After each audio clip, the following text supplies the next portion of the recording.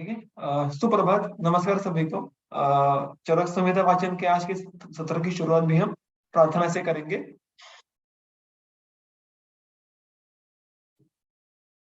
ओम सहनावतु सहनौ भुनक्तु सह वीर्यं करवावहै तेजस्विनावधीतमस्तु मा विद्विषावहै। ओम शांति शांति शांति। दीर्घमायुष स्वास्थ्यं त्रिवर्गं चापि पुष्कलम् सिद्धिं चानुत्तमा लोके प्राप्नोति विधिना पठन्।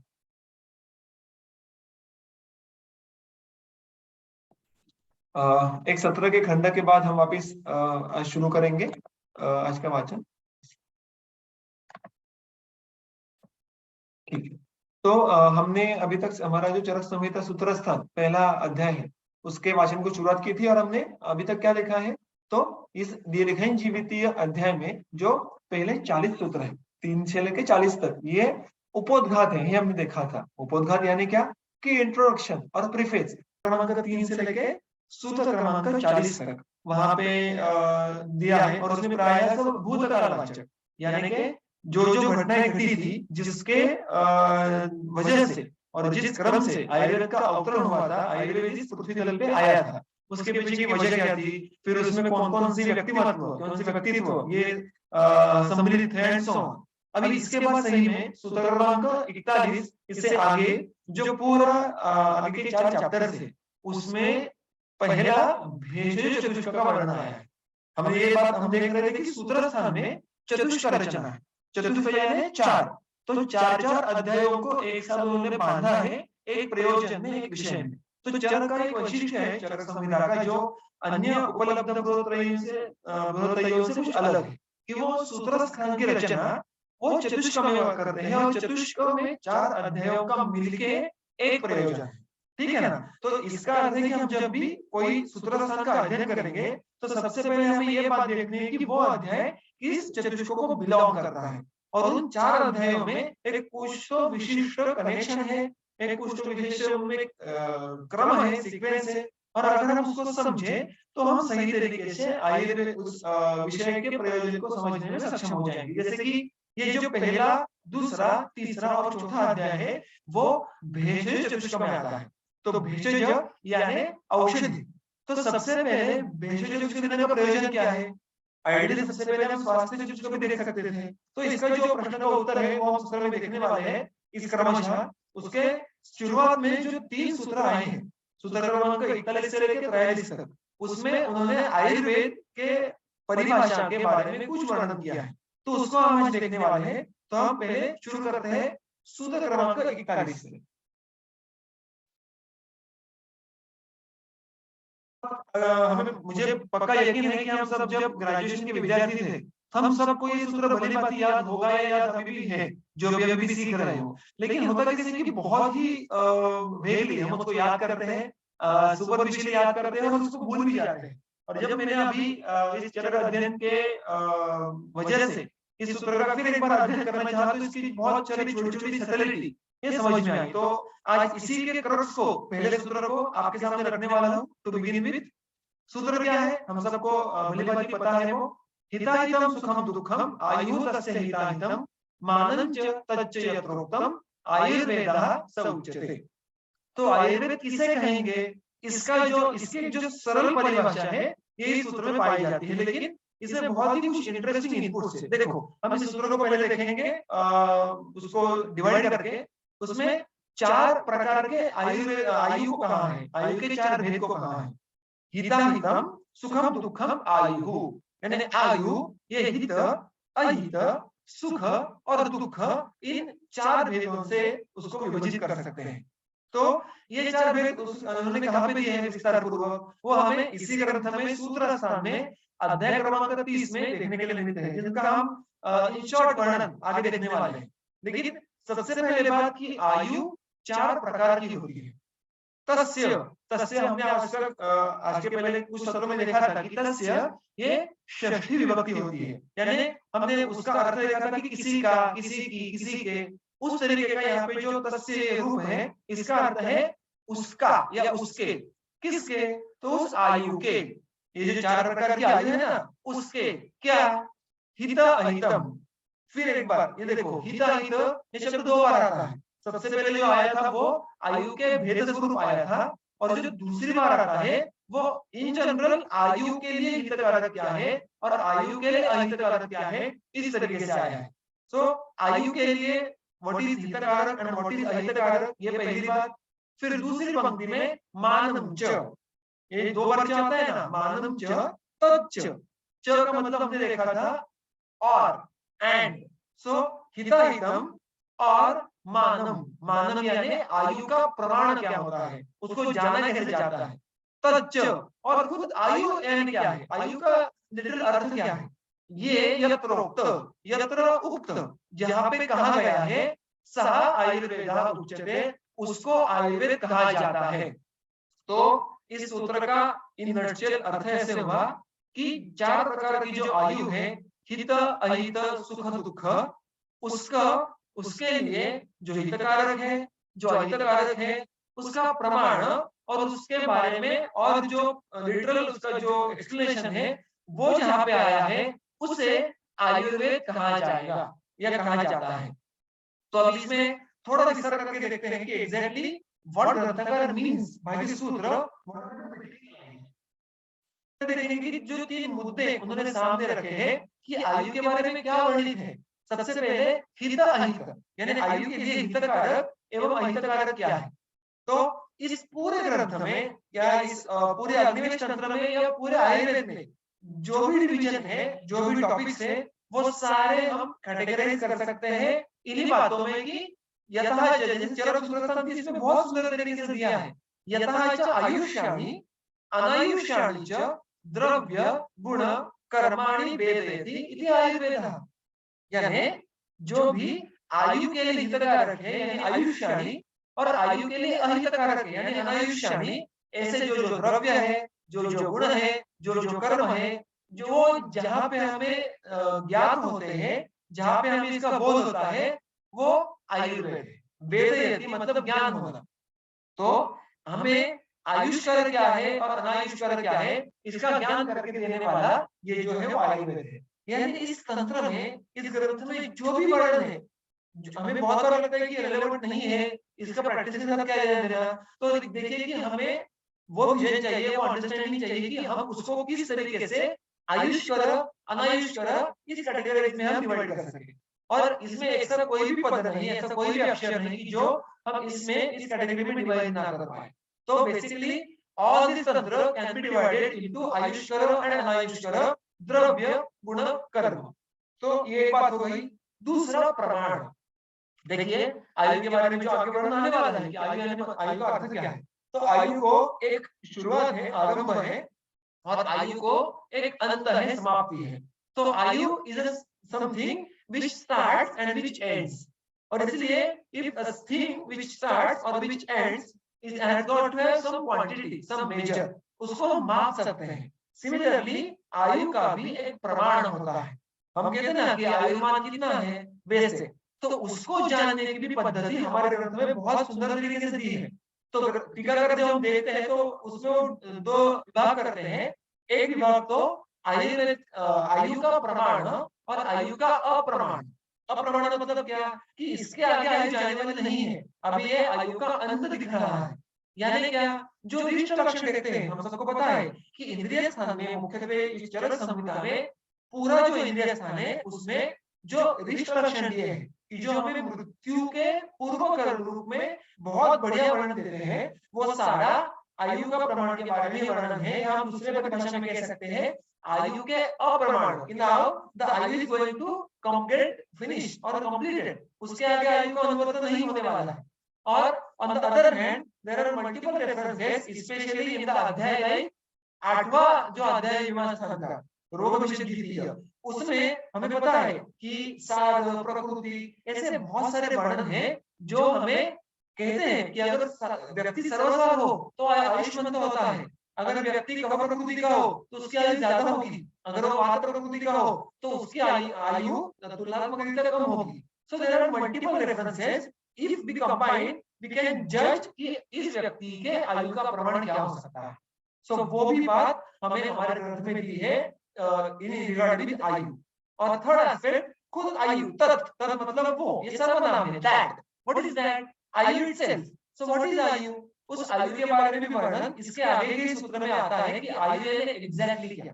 तो उसको भी हम देखेंगे आज, लेकिन उसके पहले इस सूत्र का जो पहला एस्पेक्ट था, मैंने जो कहा था कि हितकर अहितकर, सुख और दुख, ये जो चार प्रकार की आयु है, उनका जो वर्णन हमें देखने को मिलता है इस अध्याय में। तो इस अध्याय में उसका जो वर्णन मैंने आपके सामने रखा है, अगेन अगर उसका बारीकी से अगर हम अर्थ आज देखने लगे तो अति विस्तार हो जाएगा। I am just going to present the crux of सुखायु, दुखायु एंड हितायु, अहितायु। ठीक है, देखो सुख दुख ये एक पेयर है, the pair having the opposite meanings, and similarly हित अहित ये भी एक पेयर है जिनके एक दूसरे के विपरीत या विपरीत अर्थ शब्द है। तो सुखायु, सुखायु के लक्षण देखो उन्होंने किस तरीके से वर्णन किया है, मैंने आपके सामने पॉइंट रखे हैं, तत्र शारीर मानसाभ्याम एक्सेट्रा। तो उसमें अगर आप देखो तो हमें देखने के लिए मिलता है कि हर शब्द ने कहेंगे हर जो वर्णन है उसके अंत में षष्ठी विभक्ति आती है। फिर एक बार अनभिद्रुतस्य, पराक्रमस्य, वर्तमानस्य, उपभोगस्य एंड सो ऑन। तो फिर एक बार उसका है कि किसका, यानी किस व्यक्ति के आयु को सुखायु कहेंगे, इस प्रकार का ये वर्णन है कि जिस व्यक्ति के आयुष्य में इस प्रकार के लक्षण हमें देखने के लिए मिले, या जिस व्यक्ति का आयुष्य इस प्रकार का हो, उस आयुष्य को हम सुखायु कहेंगे। तो वो क्या क्या वर्णन है देखिए, मैं सारे यहाँ पे जो उसके कैरेक्टरिस्टिक्स है उसका डिटेल वर्णन नहीं करूंगा। I just give you the glimpse and we try to see the overview of what exactly is the सुखायु। तत्र शारीर मानसाभ्याम रोगाभ्याम अनभिद्रुतस्य, यानी शारीर और मानस रोगों से अनभिद्रुत, पीड़ित नहीं है, उसके बिल्कुल परे है। और विशेषण यौवनवतः, जो यौवन अवस्था में बिल्कुल सक्षम ऐसे बल होता है, वीर्य होता है, यश, पौरुष, पराक्रम, यानी all the kind of excellent performances in the society. फिर वो फिजिकल हो और इन योर प्रोफेशन हो, इन योर करियर हो, और उसके समय में देख सकते हैं कि युद्धभूमि में ही क्यों ना हो, ये सारा पराक्रम, वीर्य, it's about the excellent level of performance. ज्ञान, विज्ञान, इंद्रियार्थ बल समुदय वर्तमानस्य, कि जो सारे उसके individual faculties, the perception, the understanding, the contemplation, ये सारी जो चीजें हैं जो हमारे बुद्धि संबंध या ज्ञान संबंधी है, उसके में जो बहुत ज्यादा प्रवीण है, ऐसा व्यक्ति का आयुष्य हो, या परम बुद्धि रुचिर विविधोपभोगस्य, in nutshell prosperity, the person who is enjoying the prosperity, that is what is known by this परम बुद्धि etc. समृद्ध सर्वारंभस्य, यानी वो व्यक्ति जो भी कर्मों को शुरू करता है उसको अंततः यश की तरफ लेके जाने में सक्षम होता है। So whatever he starts, he completes in a successful manner. यथेष्ट विचारिणः, और उसको जो भी अभिलाषा उत्पन्न होती है, any will or any desire he has in a good way, he is able to do according to that, perform according to that, behave according to that. So देखो basically the in a nutshell, ये जो व्यक्ति है जिसके आयु को हम सुखायु कहेंगे, उसका क्रक्स क्या है, तो उसकी quality of life is the highest level. उसकी हेल्थ, उसके लाइफ में जो प्लेजर होंगे, वो जो परफॉर्म कर रहा है, multiple levels, they all are at the highest level. So basically आगे देखो, ये बुरी बात बिल्कुल नहीं है, it's a beautiful thing to have. So he is doing all the things with the highest level of capacity, highest level of performance, और इसको हम सुखायु कहते हैं। So basically सुख यानी प्लेजर, सुख यानी खुशी। तो वो अपने आयु में सारे परफॉर्मेंसेस, सारे प्रकार के जो वर्तन है, बर्ताव है, वो विद प्लेजर कर पा रहा है, उसमें कोई भी ड्रॉबैक नहीं है, कोई भी ऑब्स्टेकल नहीं है। That is the crux of the सुखायु। और असुखम अतः विपर्ययेण, इसके एग्जैक्टली अपोजिट, वो रोगों से पीड़ित है, उसको परफॉर्म नहीं करने आ रहा, उसको ज्ञान ग्रहण में पीड़ा हो रही है, उसको किसी भी क्रिया में यश प्राप्ति नहीं हो रही, and so on. So this is what is known by Sukhayu and Dukhayu. So basically, Sukhayu is made by the pleasure which that person is experiencing because of the all the excellent capabilities of him or her.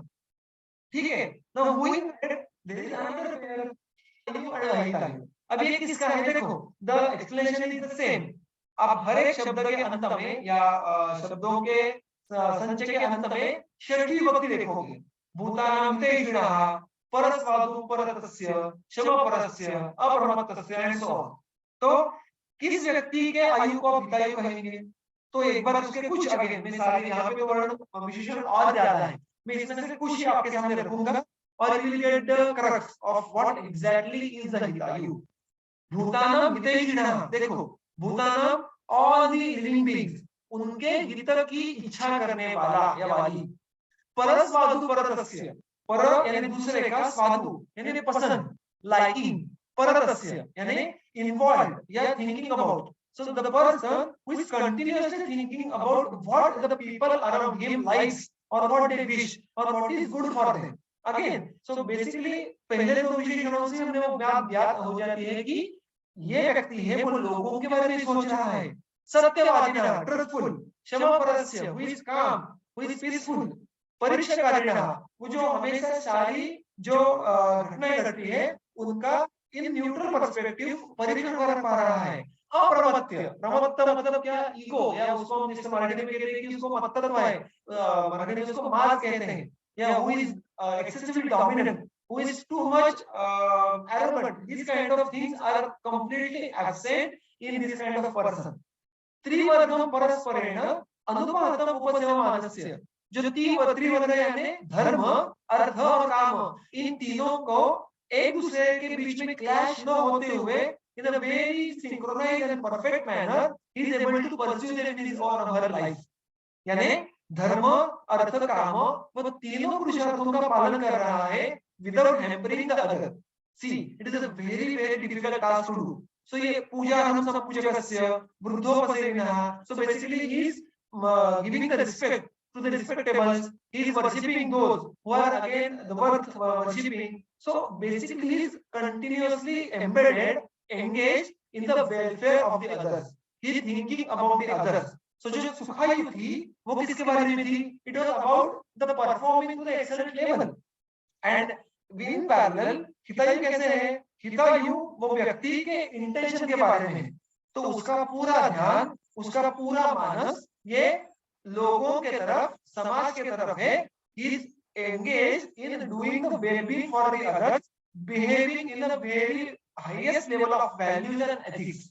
So this is related with the mentality behind the actions. हमने क्या देखा था कि सुखायु is regarding the capabilities or capacities, whereas hitayu is regarding the ethics, morals and values. And basically the crux of it to serve the others and to live a very what can I say, धर्मयुक्त life. धर्म यहाँ पे आता है कि धारण धर्म, जो आयु ये खुद के साथ समाज की भी धारण करे, खुद के साथ समाज के भी वेलबीइंग का, समाज के भी प्रगति का, उन्नति के बारे में सोचे. और देखो सुखायु हितायु can coexist, actually they should coexist, and that's what आयु means by four types of आयु. Exactly opposite ahitayu. Ahitayu मतलब क्या? He is not worried about the others. He is self-centric. He is selfish. He is not paying the respect and so on. So इसमें जो भी सारे characters हैं उसके exactly opposite.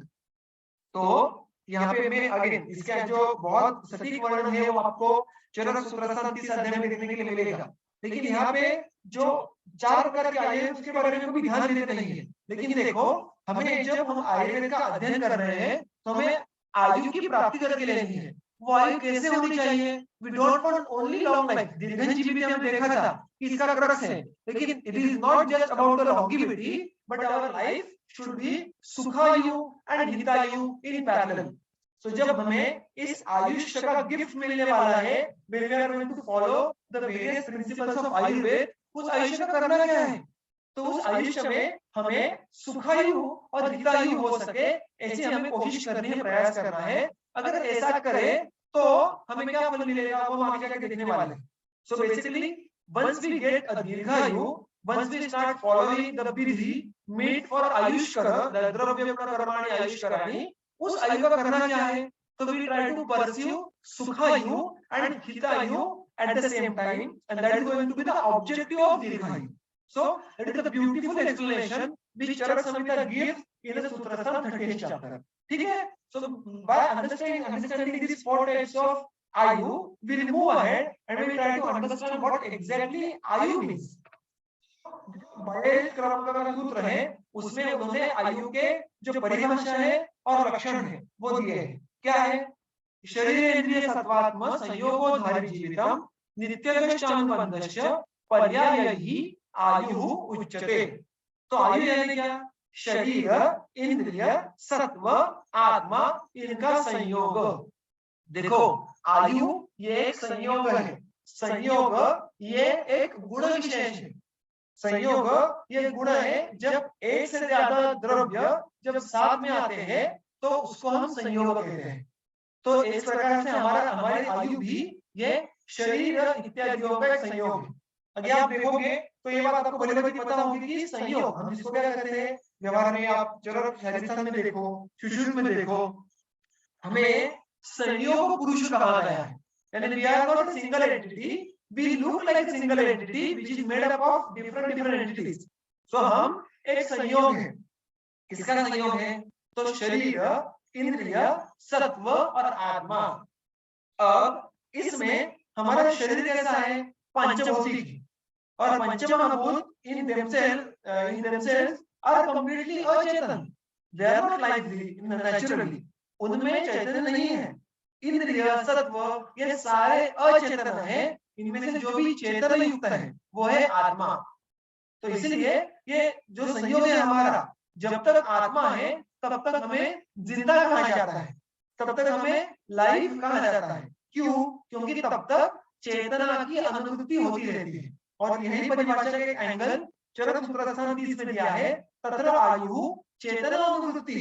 अनुभूति यानी a continuous flow and an uninterrupted flow. So चेतना का फ्लो जब तक इस संयोग में बना है तब तक उसको आयु कहेंगे. जब चेतना शरीर से चली जाएगी उसके बाद उसको आयु नहीं कहेंगे. So basically before birth and after death there is no आयु. So the point not even birth, sorry birth, ये भी उस आयु का उस जो है वो एक अभिव्यक्ति है. आयु शुरू कहां से होती है? वो तो गर्भ में शुरू हो जाती है, जब शुक्र शनि संयोग और वहां पे आत्मा सत्वादि के साथ प्रविष्ट हो जाता है. सो उस क्षण से लेके मृत्यु के क्षण तक जो भी है वो हमारी आयु है. और उसमें चेतना जो आत्मा के प्रतिबिंब से आई है उसका अनुवर्तन होते रहता है. तो इस चेतना का अगर हम लिटरल मीनिंग देखें तो उसका अर्थ क्या है? चेतना लिटरली मीन्स अंडर कॉन्शियसनेस या नॉलेज. सो आत्मा का एक बहुत बड़ा लक्षण है कि जब तक आत्मा का प्रतिबिंब, चेतना की अनुभूति इसमें हो रही है तब तक we are able to perceive, no, understand.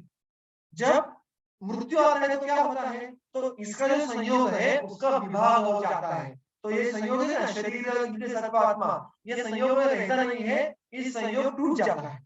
So that is what we should understand with the आयु and what happens before and after the मृत्यु. मृत्यु के बाद क्या होता है? तो शरीर ये अचेतन हो जाता है. It remains mere a bunch of पंचमहाभूत. और इसमें से जो आत्मा और आत्मा के साथ ये जो भूतात्मा है और उसके साथ जो भी सत्वादी चीजें हैं वो शरीर से अलग हो जाती है, बाहर निकल जाती है. तो that is what we mean by the आयु. अब इस आयु के उन्होंने अलग अलग लक्षण दिए हैं परिणामों के द्वारा.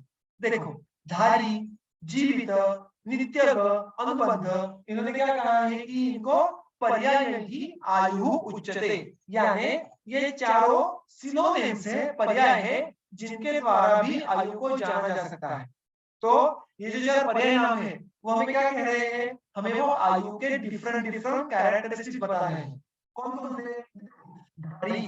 धारी का अर्थ क्या करते हैं चक्रपाणी? धारयति शरीरम पूतिता परंतु न ददाति. पूति मतलब क्या है? दुर्गंध. यानी धारी यानी इसका अर्थ है कि जो शरीर को दुर्गंधी होने से रोकता है. अभी शरीर दुर्गंधी कब होता है? जब शरीर मृत होता है उसके बाद हमें उसमें जो डिकम्पोजिशन शुरू होगा तो उसके बाद हमें उसके दुर्गंध ये उत्पन्न हुआ देखने के लिए मिलता है। इसका अर्थ क्या हुआ कि जब शरीर में से चेतना चली जाएगी, जब शरीर में चेतना की अनुभूति बंद हो जाएगी, तब उसमें पूतिला आने लगती है। यानी the meaning of this is that till the point there is chetana, till the point there is संयोग, there won't be any kind of पूति। आप सिंपल बात देखो ना, जब भी हम व्यवहार में देखते हैं कि कभी कोई लोकल भी लाइक गैंग्रीन कंडीशन होती है, तब क्या होता है, तब वो जो छोटा अवयव है उसमें भी पूतिला आने लगती है। दैट अवयव्स आर गेटिंग डिकम्पोज, क्योंकि वहां पे चेतना की उपस्थिति नहीं होती। सिमिलरली शरीर में भी जब चेतना पूरी तरह से निकल जाएगी तो वो भी पूतित्व की तरफ जाएगा। तो वो रोकने का काम कौन करता है, ये जो संयोग है उसमें जो चेतना है वो उसके रोक के रखती है। अदरवाइज हम देखते हैं कि शरीर का जो टेंडेंसी है, सिर्फ शरीर अगर लेंगे तो उसकी टेंडेंसी है शीर्यते शरीरम। लेकिन इस संयोग की वजह से हमारे इस शरीर और आयु का धारण होता है, उसको कहते हैं धारी। जीवित जीवयति प्राणान धारयति, प्राणों का धारण करने वाले को जीवन कहते हैं। देखो प्राण इसके अलग अलग थोड़े अर्थ के शेड से अगर आप शिशु में जाके देखो तो वहां पे उन्होंने द्वादश प्राण के बारे में वर्णन किया है, सत्व रजत तमः इत्यादि। अगर आप इन सिंपलिस्टिक मैनर देखो तो सिर्फ प्राणादि वेद पंचात्मा, ये जो पंच प्राण है उसको भी प्राण कहते हैं, जिसको हम वायु कहते हैं हमारे शरीर का। तो ये सारे हमारे शरीर में जो भी हमारे पूरे कार्य होने के लिए आवश्यक है वो घटक है। देखो हमने जो संयोग देखा, आत्मा, सत्व, इंद्रिय और शरीर, इसमें से सत्व, इंद्रिय, शरीर ये तीनों अपने आप कुछ भी कार्य नहीं कर पाएंगे जब तक उनमें चेतना की, आत्मा की अनुभूति नहीं होगी। लेकिन थोड़ा भी टेक्निकल यहाँ पे जो डिटेलिंग में जाऊंगा कि अगर आप बेसिक नॉलेज देखो या आप अगर बेसिक आप चरक शारीरिक संधि भी अगर अध्ययन करो तो उसमें ये सुस्पष्ट तरीके से बात कही है कि जो आत्मा है वो जब तक उसका शरीर के साथ संयोग नहीं है वो करता नहीं है, वो खुद कुछ नहीं करता, उसके द्वारा उसके उपस्थिति में काम किए जाते हैं। लाइक अगर देखो तो बल्ब देखो कोई, तो बल्ब में क्या देखने के लिए मिलता है कि बल्ब में जो उसका जो आउटर कवरिंग है ग्लास का, वो जब बल्ब जलाते हैं तो ग्लास भी प्रकाशमान हो जाती है, वो भी गर्माहट उसमें देखने के लिए मिलती है, लेकिन वो खुद की नहीं है, वो उस अंदर के प्रकाश के स्रोत की है। सिमिलरली हम जब हमारे इंद्रिय, हमारा मन, हमारा शरीर, हम जब भी वो एक्टिव देखते हैं that is because of the presence of chetna in our body. लेकिन उसको व्यक्त करने के लिए, उसको यूटिलाइज करने के लिए जो एक महत्वपूर्ण एंटिटी हमारे शरीर में है वो है वायु की, जो प्राणादि वेद पंचात्मा वायु है वो। और हमें चरक शारीरिक स्थान में ऐसे स्पष्ट रूप से सूत्र मिलता है जहां पे ऐसा वर्णन किया है कि ये जो आत्मा की जो उपस्थिति है इस संयोग में, उसके द्वारा जो भी शरीर में काम करवाए जाते हैं वो इस प्राणों से करवाए जाते हैं। मतलब जो आत्मा के वजह से शरीर में अलग अलग काम एग्जीक्यूट होते हैं, हमारे पलक झपकने से, पचन से लेके श्वास तक, ये सारे काम जो सूक्ष्म वायु है, जो प्राणादि वेद पंचात्मा वायु है उसके जरिए किए जाते हैं। और इसीलिए जीवित यानी क्या कि जहां जहां पे इन पंच प्राणों का कार्य हो रहा है वो सारा जो एक संयोग है वो जीवित कहा जाता है। तो जीवन कर्म हमने जो देखा है ना, जीवन कर्म किसका होता है, जीवन कर्म रक्त धातु का होता है। और स्पेशली क्यों, क्योंकि वो प्राण का वहन करता है, प्राणो ही शोणितम अनुवर्तते, ऐसा हमें विधि शोणित अध्याय में देखने के लिए मिलता है चरक में। See so the connection is very beautiful कि इस प्राण का वहन जब तक हो रहा है तब तक उसको हम जीवित रहेंगे। और इसलिए शरीर, इंद्रिय, सत्व, आत्मा इस संयोग को जोड़ के रखने के लिए वायु की सबसे बड़ी भूमिका है। इसलिए मृत्यु के समय भी जो सबसे बड़ा कारण होता है वो वायु ही होता है।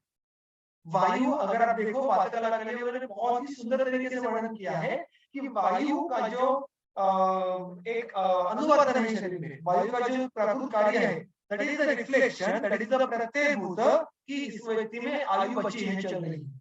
तो अगेन जीवन is the indicative of the proper functioning of the प्राण, प्राणं धारयति जीवयति इति जीवित।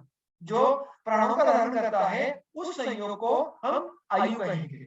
उसके आगे नित्यग, नित्यग यानी प्रतिक्षण गच्छति, जो हमेशा आगे आगे बढ़ती रहती है। We are always moving ahead in the context of time. ग यानी जाना, in which context, in the context of time, समय। तो ये आयु हमेशा आगे आगे बढ़ती रहती है और it has got some end point and we are continuously moving to that end point which is prakriti और व्हिच इज डेथ। तो उसको नित्यग कहते हैं। अनुबंध, अनुबंध यानी अनुबंधाती, अनुबंधाती, बंध यानी बांध के रखना, अनु मतलब पीछे पीछे, यानी जिसमें पहले की अवस्था, उसके बाद दूसरी अवस्था होती है, फिर तीसरी अवस्था आती है। सो ये जो दोनों में एक कनेक्शन है, जो बॉन्ड है, वो हमेशा देखने के लिए मिलता है। सो बेसिकली ये जो संयोग है वो आगे आगे जाते रहता है और उस संयोग में एक कंटिन्यूअस बॉन्डेज है, उसको हम अनुबंध कहेंगे। तो ये आयु ये इंटरप्टेड नहीं है, ये अनइंटरप्टेड है, क्योंकि इसलिए it is a bond between the multiple instances. It is a continuous process which is bound by a common thing, और इसलिए उसको अनुबंध ऐसा कहेंगे। सो ये सारे आयु के अलग अलग लक्षण हम जान सकते हैं, धारी, जीवित, नित्यग और अनुबंध, इन परिणामों से। ठीक है, तो ये हो गया आयु का वर्णन। आयु का भेद अयन कहलाता है। तस्य आयुषः पुण्यतमः भेदः वेदवितामतः वक्ष्यते यत् मनुष्याणां लोकयोः उभयोः हितम्। तस्य आयुषः, देखो फिर एक बार षष्ठी विभक्ति का यहाँ पे उन्होंने उपयोग किया है। उस आयुष्य के वेद को, उस आयुष्य के वेद, अभी आयुष्य का वेद, वेद का अर्थ क्या है? वेदेति वेद, जो हमें ज्ञान देता है, जो हमें नॉलेज प्रोवाइड करता है, उसको हम वेद कहेंगे। तो जो हमें ऐसे इस प्रकार के आयुष्य के बारे में नॉलेज देता है, ज्ञान देता है, उसको आयुर्वेद कहेंगे। ये बहुत ही सिंपलिस्टिक डेफिनेशन उन्होंने यहाँ पे की है, लेकिन उसका जो खास वर्णन उन्होंने यहाँ पे किया है, वेदविता पुण्यतमः मतः, ये जो आयु का वेद है ना आयुर्वेद, वो क्या माना जाता है? वेद विधाम, वेदविद यानी वेद जिनको जानने वाले, वेदों के ज्ञानी।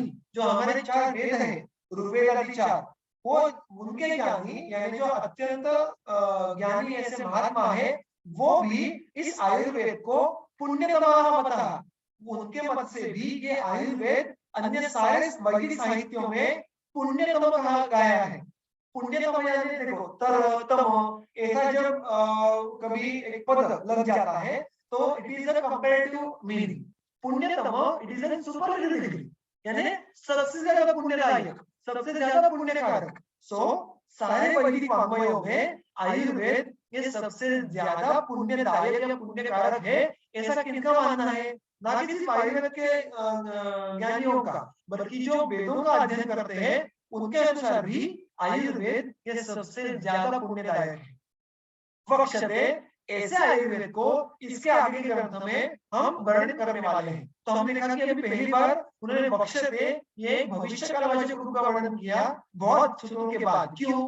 क्योंकि उसके पहले तक इन द till the सूत्र क्रमांक 40 they were talking about the past tense, क्या हुआ था, कैसे हुआ था, likewise now it has come completed and now वो कहते हैं कि इसके आगे हम साक्षात आयुर्वेद के बारे में वर्णन करने वाले हैं। तो वक्ष्यते ये भविष्य कालवाचक है। इस प्रकार के आयुर्वेद को हम अभी आगे जाके कहेंगे।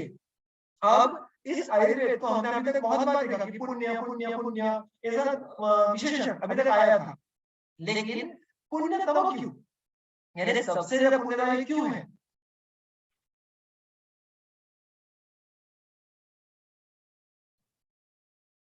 उन्होंने ऐसा कहा है, यत् मनुष्याणां लोकयोः उभयोः हितम्, क्योंकि आयुर्वेद एक ऐसा शास्त्र है जो मनुष्यों के लिए, फिर एक बार यत्, जो मनुष्याणां, ये षष्ठी विभक्ति हो गई लेकिन उसका बहुवचन हो गया, मनुष्यों के लिए, उभयोः लोकयोः, दोनों लोगों में, दोनों लोग मतलब ये यहाँ पे हम आज जो हमारा आयु व्यतीत कर रहे हैं वो लोग, और परलोक, परलोक बहुत सारे हो सकते हैं। So basically here and there both, यानी इस आयु में और आयु के बाद भी क्या, इट इज हितम, it is beneficial, it is in the interest in this life and beyond life as well.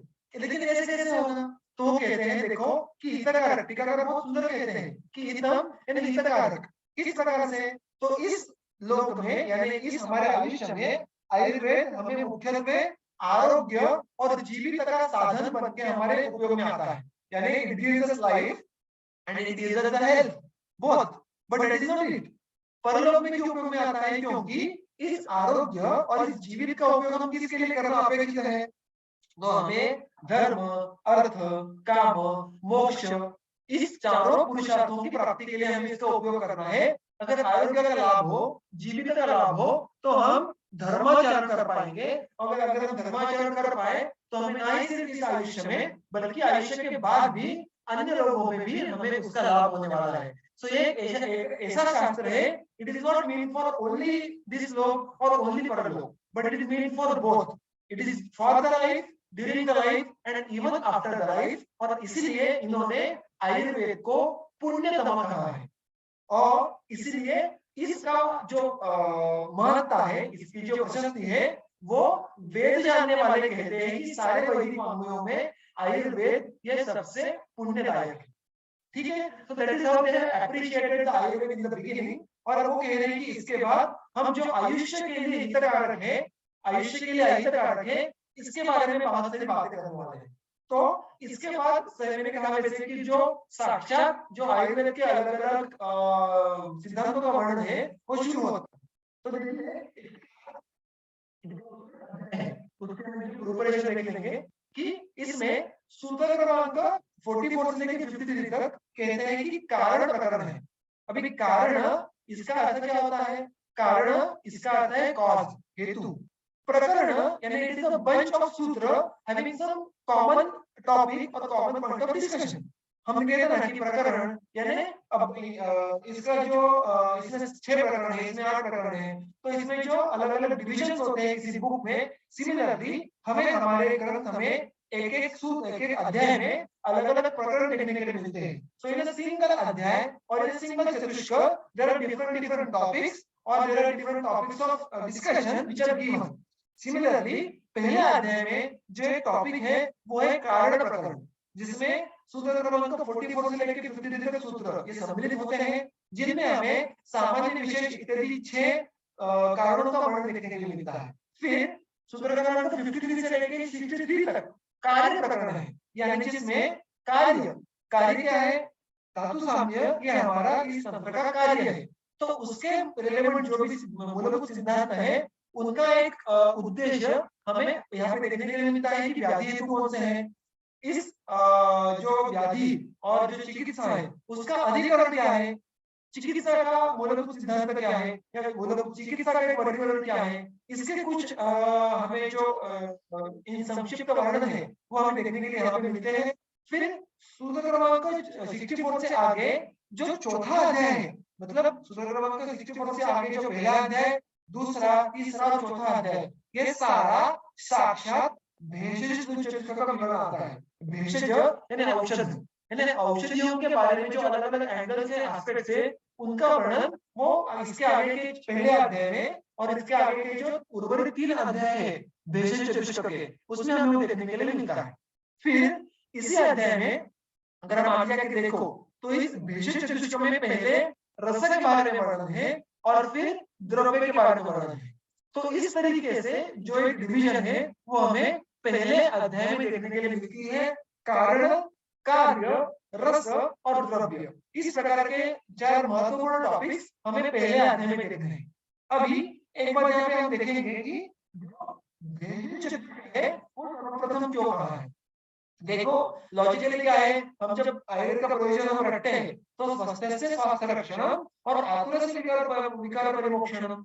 तो आइडियली सबसे पहले स्वस्थ का स्वस्थ वृत्त होना चाहिए, लेकिन चक्रपाणी जो 5वें अध्याय में टीका लिखते हैं उसमें बात कहते हैं कि उत्पन्न व्याधि प्रतिकार द्वारा आतुर रक्षण करने के लिए सबसे पहले भेषज दुष्ट कहा गया है। इसका अर्थ क्या है? आपको अगर याद होगा तो हमने जो उपद्रव देखा था तो आयुर्वेद के अवतरण के पीछे का प्रयोजन हमने देखा था। क्या हुआ था? विघ्नभूता रोग, ये जो भी तप, ब्रह्मचर्य, तप, अध्ययन, उपवास इत्यादि जो एक्टिविटीज थी उनमें विघ्न होके वो बीच में ऑब्स्टेकल्स बन के वो सामने आए, और इसीलिए जो तब के महर्षि थे वो साथ में आकर उन्होंने क्या सोचा, क्या चर्चा की, कहाँ देशम शमोपायः, उन रोगों के शमन के लिए उपाय क्या है। So the first and foremost the purpose because of which the Ayurveda अवतरण स्टार्टेड वाज उत्पत्ति ऑफ रोग, और इसीलिए उस उत्पत्ति के लिए हमारे पास क्या है आयुर्वेद में, उसका ज्ञान पहले होना, यह प्रयोजन होने की वजह से चरक संहिता बहुत ही लॉजिकली सबसे पहले भेषज चतुष्क के बारे में वर्णन करती है। आणि भेषज मतलब सिर्फ मुंह से लेने की दवाई की ऐसा इसका अर्थ नहीं है। In general whatever is used to create the धातु साम्य, when there is धातु वैषम्य is known as भेषज। तो धातु साम्य करने के लिए जो भी साधनभूत है उनको सारों को यहाँ पे भेषज इस परिभाषा का उपयोग किया है। और इसलिए आप देखोगे तो दूसरे अध्याय में जो सारे पंचकर्म विषय भेषजों का संग्रह है, तीसरे अध्याय में सारे बहिर् परिमार्जन द्रव्यों का एक संग्रह उन्होंने कहा है, चौथे अध्याय में 50 महाकषाय है। सो दे ऑल आर संग्रह ऑफ डिफरेंट काइंड्स ऑफ भेषज, और इसलिए ये यहाँ से आगे यानी सूत्र क्रमांक 44 से आगे सही मायने में भेषज चतुष्क का आरंभ होता है। तो यहाँ से जो उसके बाद का जो सूत्र है सामान्य विशेषण जो सॉरी सर्व भावना सामान्य बुद्धि कारण, यहाँ से हमें सही मायने में जो मूलभूत तत्व है आयुर्वेद के उनके वर्णन की शुरुआत होती है। तो इसीलिए हम आगे के जब सत्र लेंगे उसमें जो पहले इसके आगे जो सूत्र है जो कि सामान्य विशेष सिद्धांत से रिलेटेड है उसका हम वर्णन और उसका जो हमारे आयुर्वेद में एप्लीकेशन है वो देखने वाले हैं। तो आज के सत्र में हम यहीं पर रुक जाएंगे और अगले सत्र में हम सामान्य विशेष सिद्धांत के बारे में जो भी एक मूलभूत उसकी जानकारी और उसके मूलभूत एप्लीकेशन है वो देखने का प्रयास करेंगे। ठीक है, तो अगर किसी को शंका हो तो आप पूछ सकते हैं, otherwise will take a break today.